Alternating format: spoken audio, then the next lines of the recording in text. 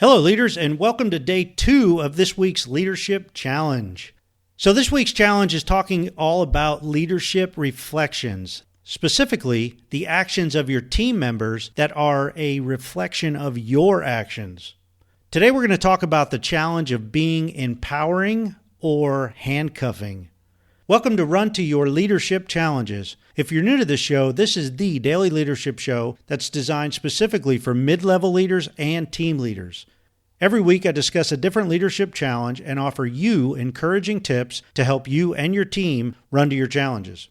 Hey, don't forget to pick up your brand new free Leadership Reflections Guide at runtoyourchallenges.com. It'll allow you and your team to follow along all week and can be used as a reference guide in the future. Okay, let's get started with leadership reflections and specifically empowerment or handcuffing. Now, if you were to look up the definition of empowerment, it would say something about sharing power and authority to grow future leaders. And the bottom line, therefore, is if you are failing to empower your team members, you are failing to create leaders of tomorrow. And as leaders, it may not get much worse than that. After all, the last thing we want is a bunch of pawns working for us who cannot think for themselves or make a decision. Empowering your people allows you to free up some of your responsibilities for the purpose of effectively growing leaders. On the opposite side of the spectrum are the leaders who hoard all of their responsibilities. Man, don't be that leader. Give stuff away. Not for the purpose of lightening your load, but for the purpose of setting up your organization for success in the long run. Give your responsibilities away. Empower your people. Now, if you're wondering how to decide who to empower with what, well, that comes down to utilizing your team members' greatest strengths.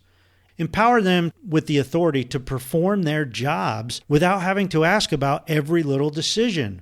Give them the power and authority to run with it.